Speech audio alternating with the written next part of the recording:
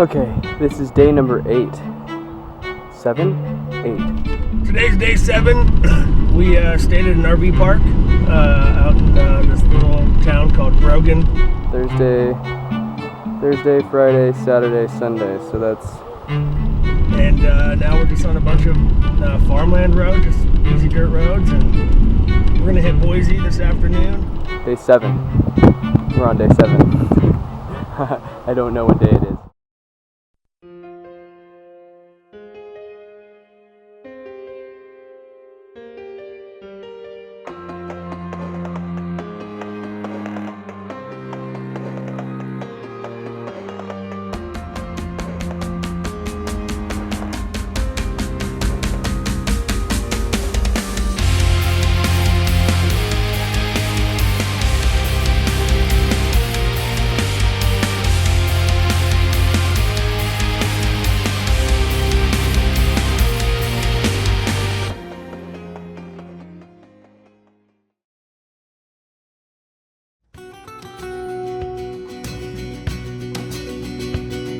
The air of excitement was evident as we pushed our way through the last few miles of our native Oregon into the unfamiliar terrain of Idaho. It was almost high noon as we rounded the bend to see the emerald shine of Owyhee Lake.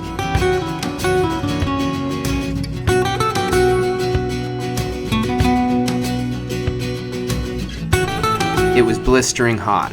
With temps nearly 100 degrees, we rinsed the day's dust in the cool green water, gave the trucks a much-needed break, and had some lunch before we made the last push towards the border.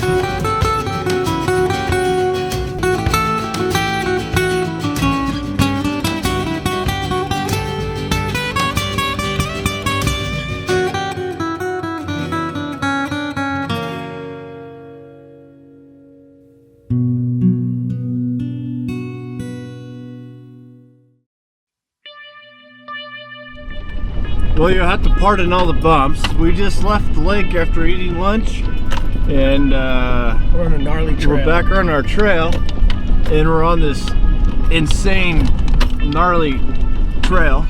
I'd say probably a 50, maybe 55 degree incline, all rocks, loose gravel. Now, I know on the camera it doesn't really look like it's that steep, but I tell you what. It is. I really like these kind of trails. The problem is, if something goes wrong, you're screwed. But you pop a tire, you're on such a gnarly incline that, I mean, I just don't know what to do. But it is crazy. We're definitely pushing our trucks to the limit. The draw of the trail is the unknown. What hides around the next bend in the road is a mystery, and as the saying goes, mystery creates wonder, and wonder is man's basis for understanding. And as we wandered through the easternmost parts of Oregon, we ran into the canyons of Sucker Creek. The majestic red rock faces seemed to rise up out of nowhere as we descended into the basin below. The contrast of the desert scene against the colorful canyon walls seemed to further stir the passion to push on to see what hidden spots lay ahead.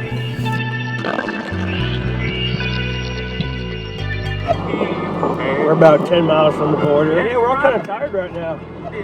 After that gnarly trail a little bit ago, we're just all anxious to get to Idaho and then get to Boise. So it's a lot of mental strength right now, just because we're all tired and worn out. It's the longest trip we've taken, but we just keep encouraging each other and OTO out.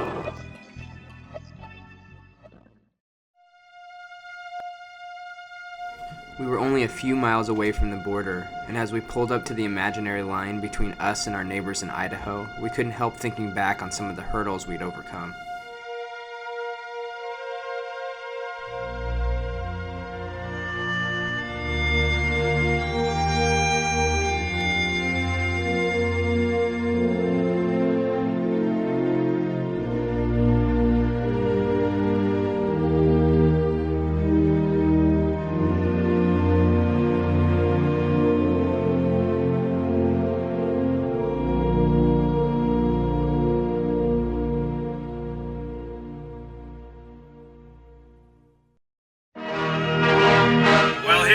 folks. Oregon thanks you. Come back soon. The Oregon Trail Off-Road crew are finished in Oregon, making their way east into Idaho down the historic Oregon Trail. Idaho. We're here. We're leaving Oregon. And there's the welcome to Idaho. We finally made it. 7 days later, 2 days late, 900 some odd miles.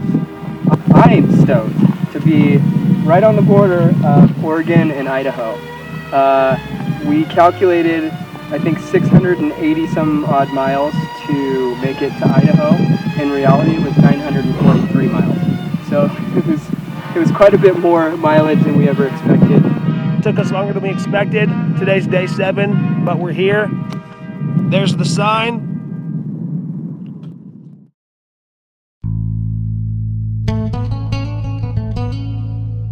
We'd made it to Idaho, and the road getting there was long and challenging. The lessons learned in the last week were ones forged in the dust of our tires, the sweat of our brow, and the miles left behind in search for more. We headed into town a little more experienced, a little tighter as a team, and in high spirits. It was time for some celebration, so we stopped for some good food and libations to accompany the mood.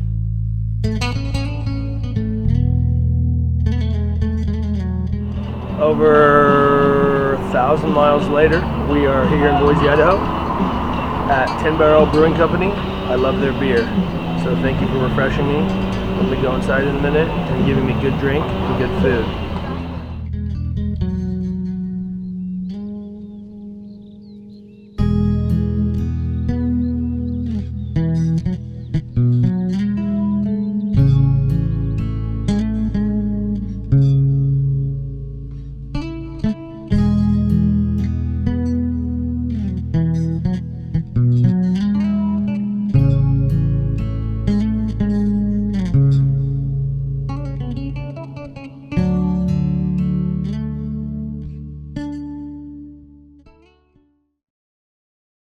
Today is day 7.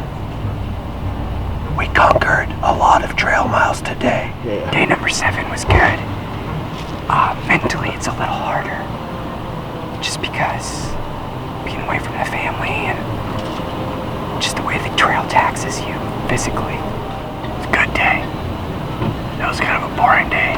That was also kind of a chaotic day. To be completely honest, we did one of the gnarliest. I've probably said that 3 times, but it seems like we keep coming to these gnarly trails. It was probably a 70-degree incline for 300, 400, 500 yards. It's encouraging to know that we're getting better, because that's what this 10-day trip was all about. We've never taken a trip this long, and we felt like we needed something with some substance, a trip with some depth to it, to practice what we've all been talking about, and it's actually paying off, I feel like. We have over 1,000 miles into this trip. Took us 2 days longer than we were expecting, but we're here. Everything that we've learned so far is just preparing us for next year's 40-day journey. In the end, it's all about the adventure. OTO out.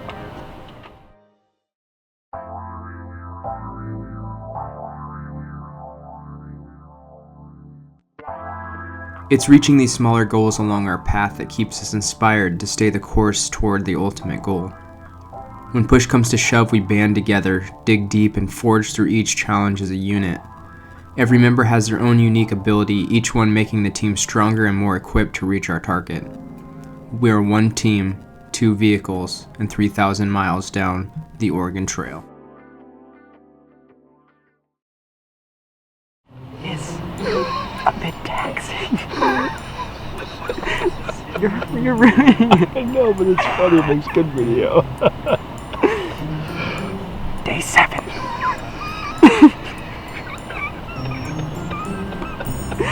Stop.